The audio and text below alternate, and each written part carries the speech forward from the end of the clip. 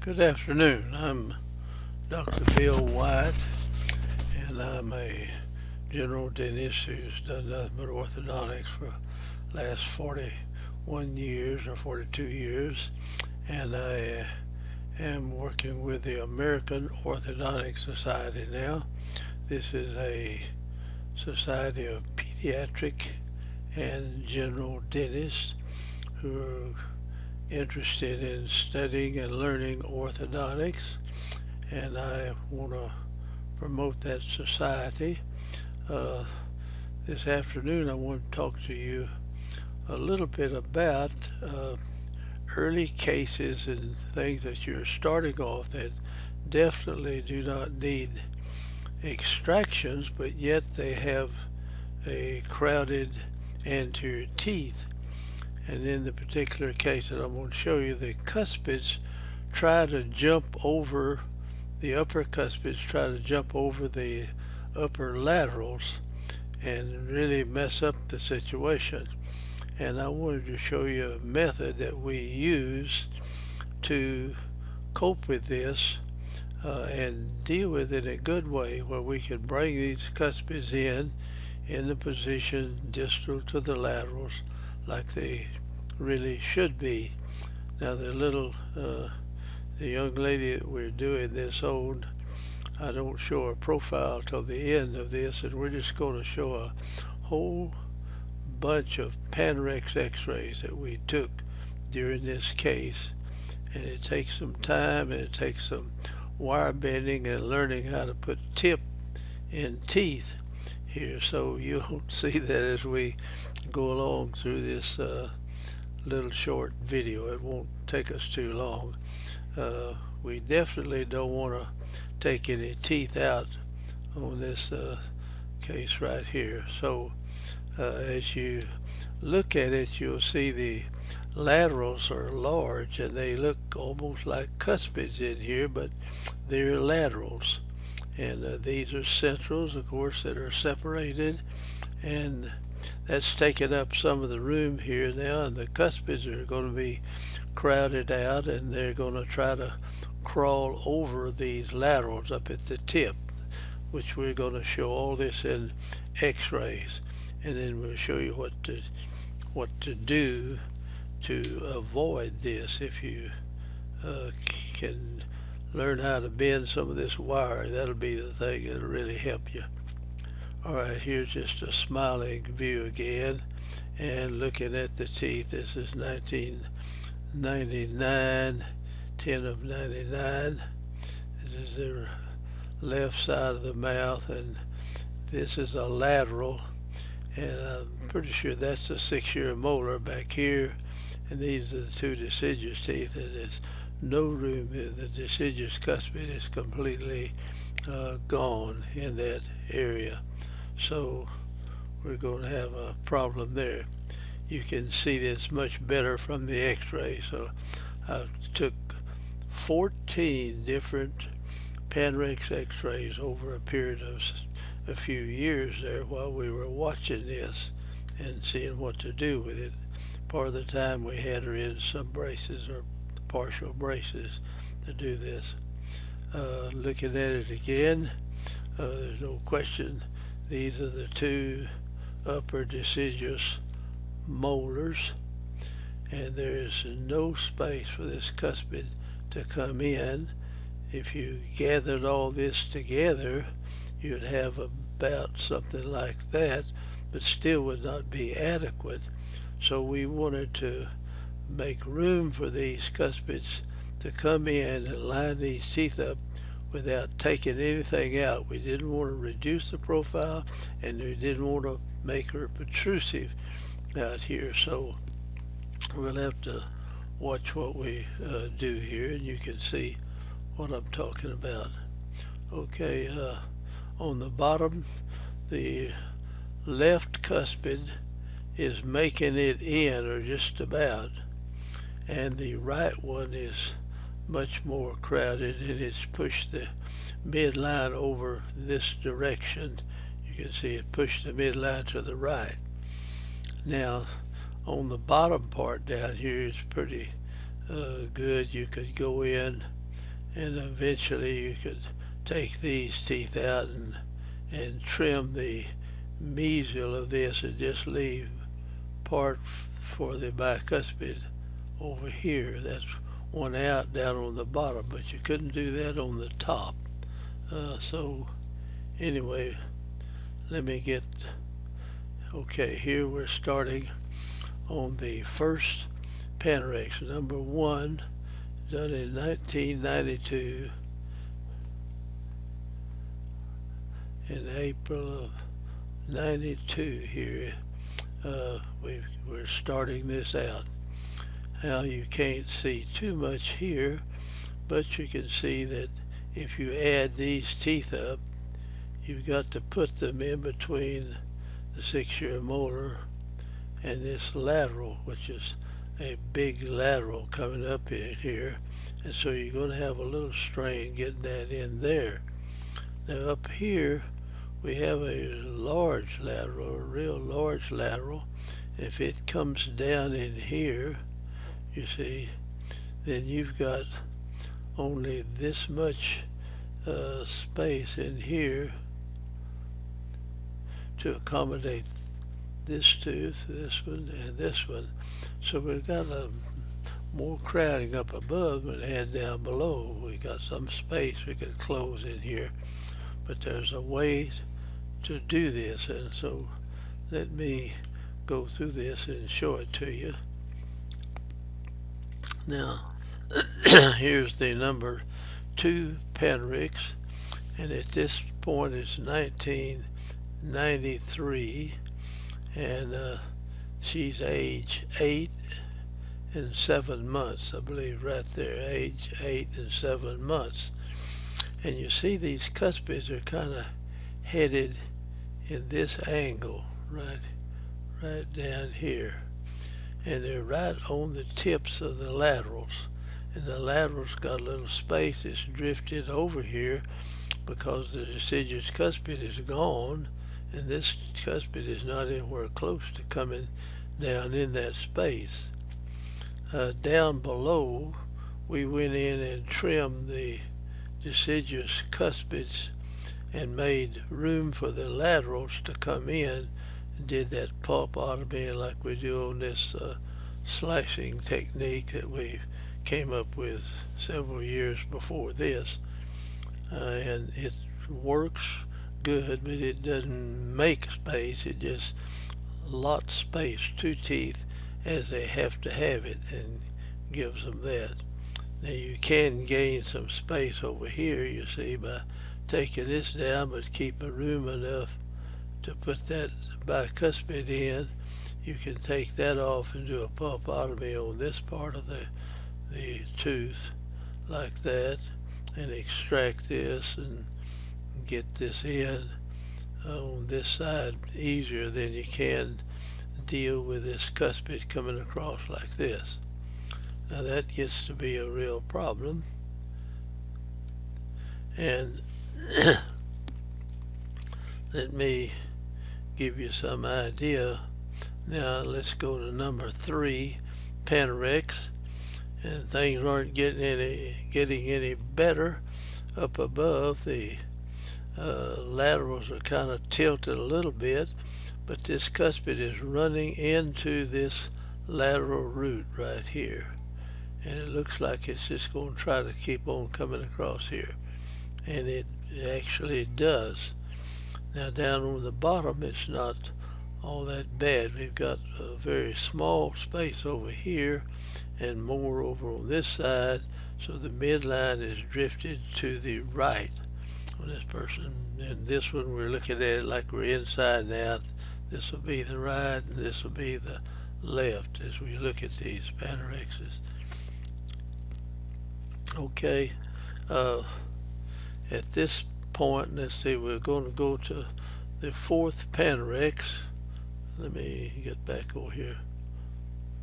Alright, here's the Panorex number 4, and at this point the cuspids are still at this angle, and they're growing more over these lateral roots. They're running into the root, and if you Now when you get along here, let's start paying attention to the follicle that is around the cuspid.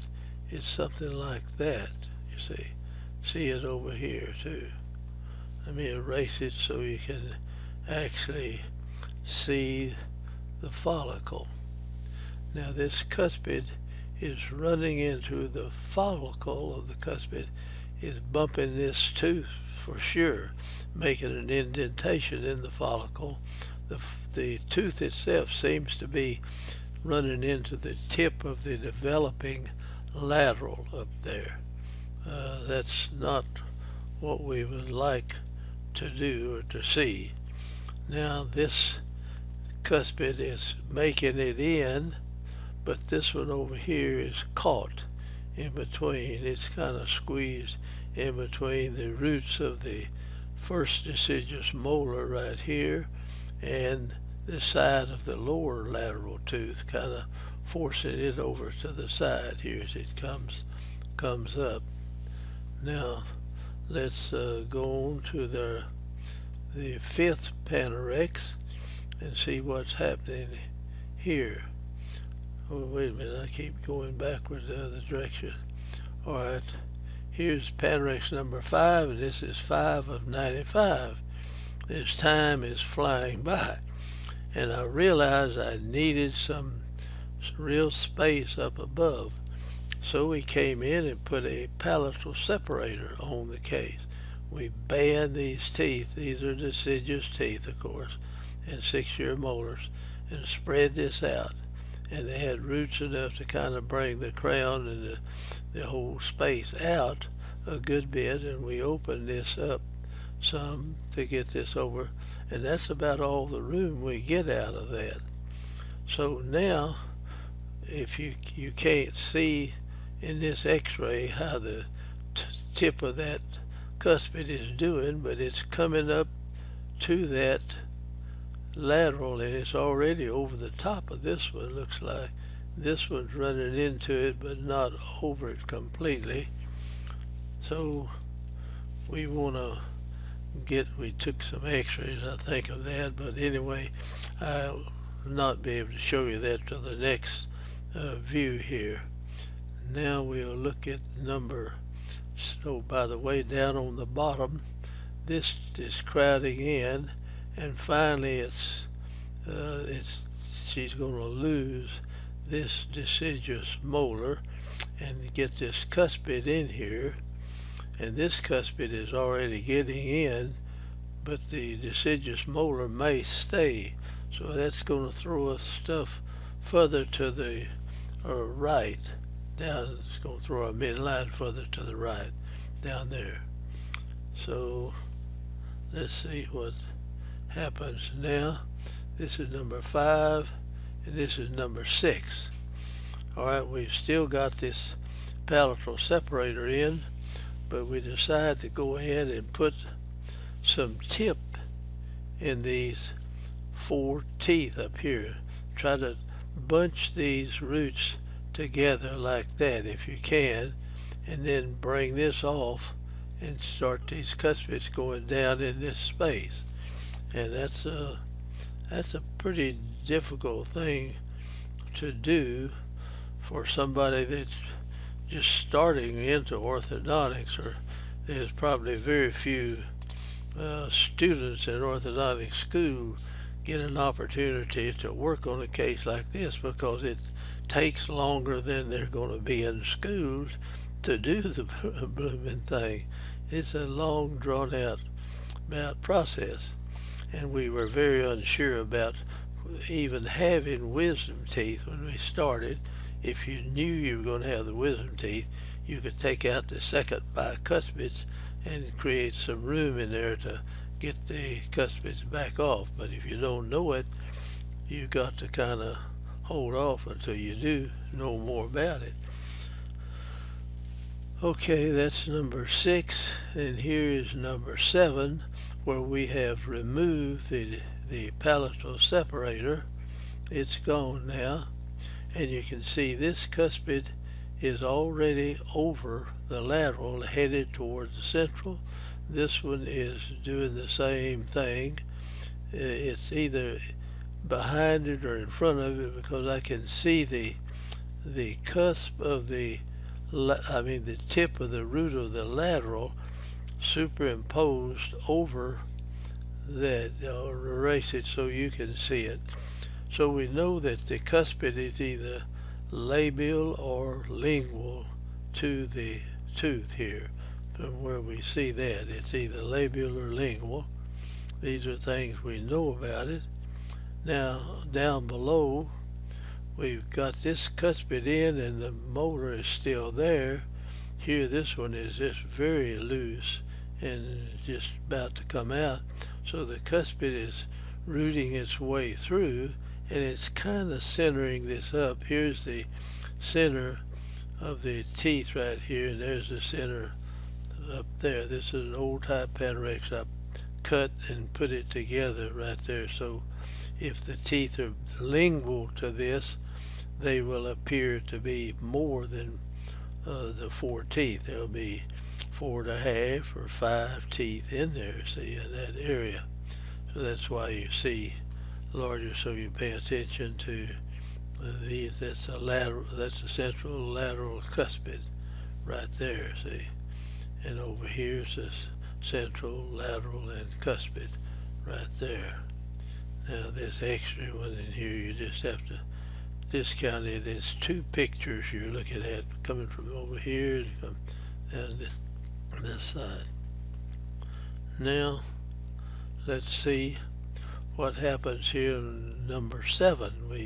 Number 8. We're going to take another Panorex here and see what's going on. How are we going to be able to cope with this? And by the way, while we're here, look at the size of this follicle. It's all the way out like that. And this one over here is around like this. And this follicle is contacting this tooth and holding it in position right here. Now we've got to get this tooth off and get it headed down here. And get it off here and go down here. So what we can do, if we can tip these teeth enough, is to get these roots of the centrals coming, kind of converging on one another, and the lateral root coming over this way, you see. And the lateral root, we want to bring it over this, in this direction. Now, we've got a video on follicular movement of teeth. If you haven't looked at that video, go look it up. It amazes you what you can do to the crown of a tooth up here by bumping it with the root. Now, not the developing root, but you see this root is already developed past there. Let me erase all this and give you a shot. Now, you can take the root of this tooth and bump the follicle that's on the cuspid tooth. If you get this up here and you can bump it here, you can move this cuspid over in that direction. You've got to get this tooth over here and then bump that follicle, and you can put this tooth down in that direction.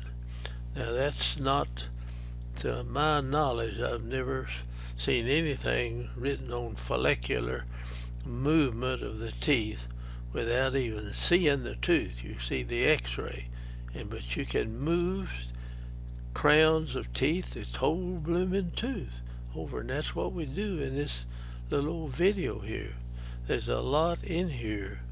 If you haven't learned this ought to be taught to pediatric dentists for sure. They should know how to do this, and I hope that they will take this and learn it. And I hope that pediatric dentists will realize that they really need to know orthodontics and should be doing it. So I'm really an advocate for pediatric dentists doing orthodontics. In fact, I am an advocate for everybody who is a dentist in any way or form to know about orthodontics and know what can be done. If you don't want to do it, okay, then get somebody that can do it, you see. you know what to do. And I'm trying to get these videos out so people can see them, not only dentists, but the individual people. They have something like this, they can go look it up and see what can be done. And I hope this goes through. Now let me erase this and let's go to the next Panorex, which will be number 8. And we see that we have started doing just that. You see this bend and the wires up like that, up like this, and coming on back here and tying into these deciduous teeth. We use deciduous teeth and permanent teeth, and this is tipped this way down, tipped this way down, and then come back through these. And that tip that you put in the tooth is tending to bunch the roots of these teeth up in this manner. And you see where this cuspid is right here now, and where this one is right here, they're in the follicle. I'm going to erase that and back up the picture and look at where they were. Now, a lot of people would just throw up their hands with this and not know what to do with that. That is not a real difficult thing. You've got to, if the arch wire is going through here, you're going to have to tip it like this, and then that arch wire will tend to make the root go that way instead of this way.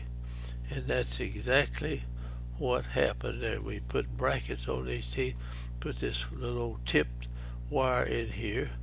Now if you don't know anything about putting tip in arch wire, you are not going to be able to do this, and this is an important thing to learn how to do.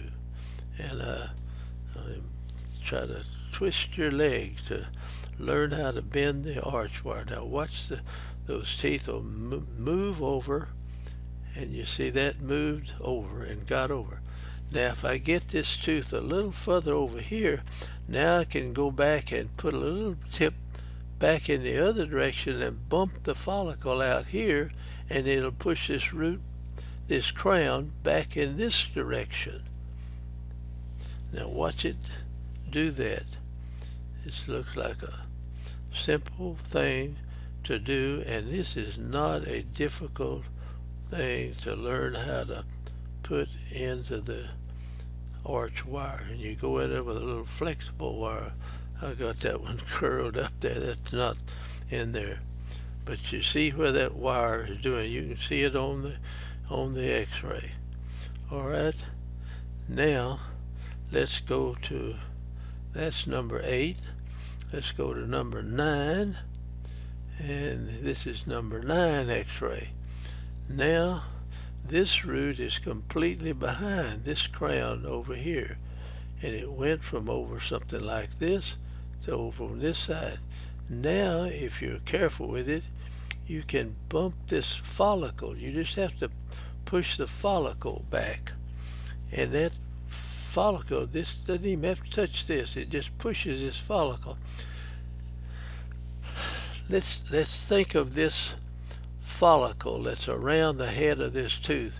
If you had your hand in a balloon, and the balloon was filled with water, and you had your hand in a swimming pool, and you bumped it up against the side, and you pushed it with one hand over here, you could flatten the follicle out on both sides. If you take your hand away from the side toward the pool and leave it on the side that's next to the side of the pool, it will push your hand in that direction. Push it away from that, or push it over here, as the case may be in this one right here. Now you push on that follicle. It's just a bag of water, liquid around the crown of the tooth, and you push against one side, it'll move the tooth that's inside the follicle. And that's what I've not read anything about follicular movement. I know that it's probably written down 100 years ago, but people don't seem to know how to do it, or what to do, or how to do it. I don't know why.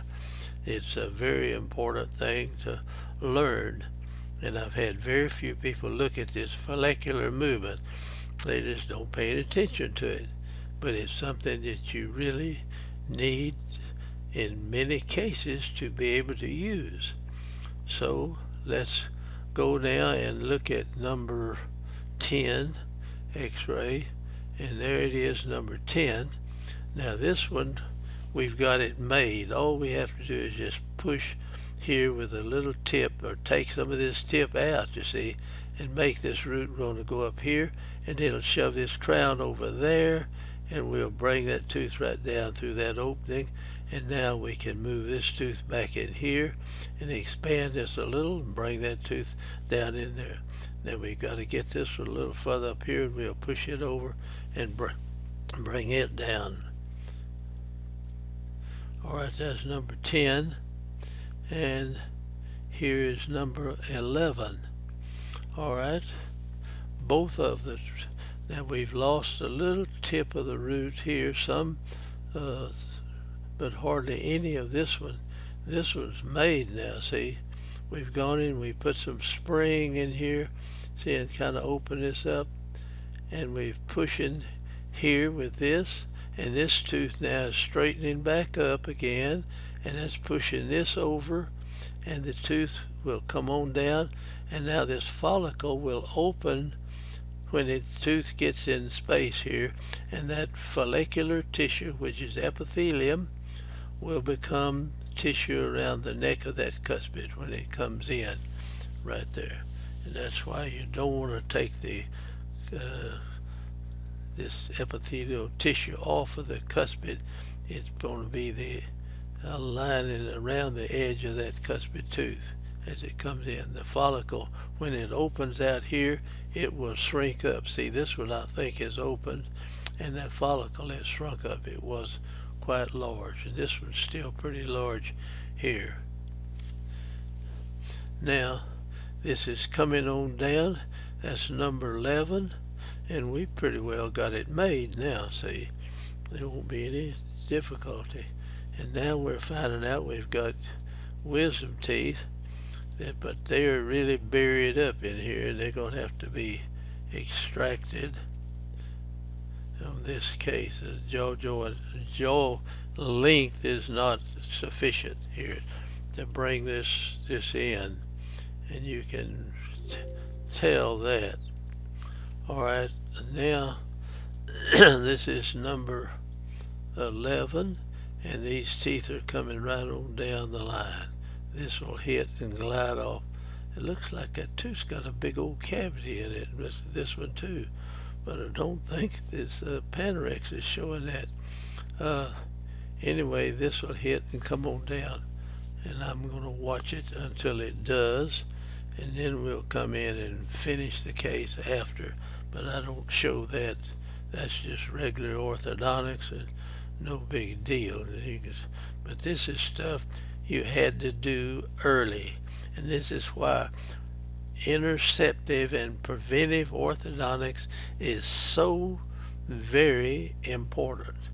If you mess around, this child now is 12 years and 7 months, about ready to start orthodontics. But if you had left it alone till this time, these cuspids would be right on top of these laterals right in here, and this would be a holy mess to correct.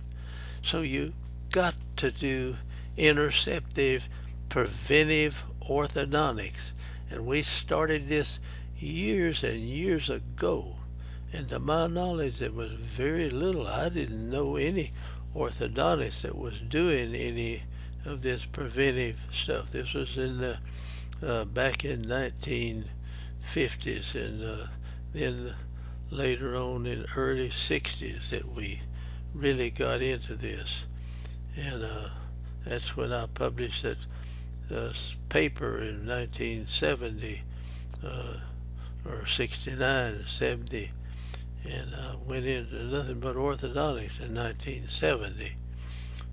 Anyway, whatever that is, I don't know what's making so much racket here. Okay, now let's do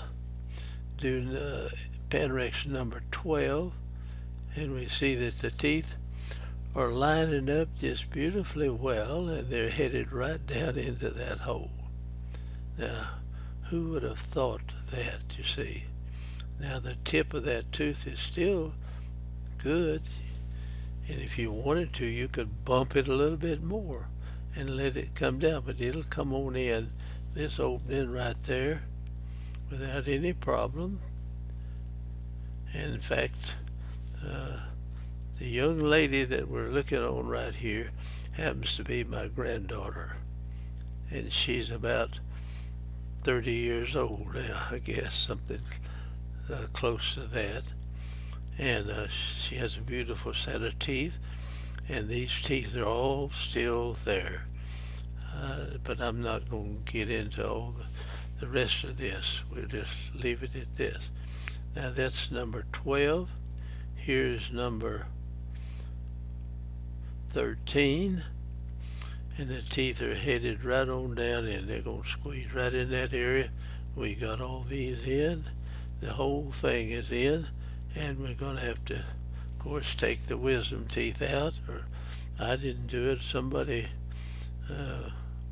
she went to her regular dentist. Her dad's a dentist also. And so somebody took those teeth out. Not at this point, but she's 14 now. She's time when a lot of the people are just starting their cases. See, and this would be one holy mess. Believe me, if we had left it alone till it's 14. So there is a big place in orthodontics for preventive and interseptive and stuff in that nature. And if you know Dr. Lenny Carapizzi up in Boston, he is a big advocate on early treatment, and I am right with Lenny. He is a great guy. So if you are in Boston, you can go to Lenny Carapizzi, and he will take you through the case right. He's one of our instructors in our American Orthodontic Society, and a darn good one too. So now let's see, I took one more Panorex and then I'm going to quit. Now here's the 14th one, and you see it's coming in, and this is going to work out beautifully well because we started early and knew something about how to direct teeth with follicles and how to bunch roots up like this. And these are little things that you need to learn how to do. So I hope you'll take this thing serious and learn these things. If you don't have anywhere to learn it, go to the American Orthodontic Society, and there's some darn sharp instructors there, and I know they know how to do it. So see them if you will, if you need to know this. And I don't mean to fuss at the orthodontists. I mean, I've got lots of wonderful friends who are orthodontists. I just could never get in, and so I just had to learn it on my own. And so we did. And I didn't learn that you couldn't do some of these things. But anyway, hope you've learned something with this and stay with it. So I'm going to I ended up talking here longer than I intended to, but I'm going to shut it down now and get out of here.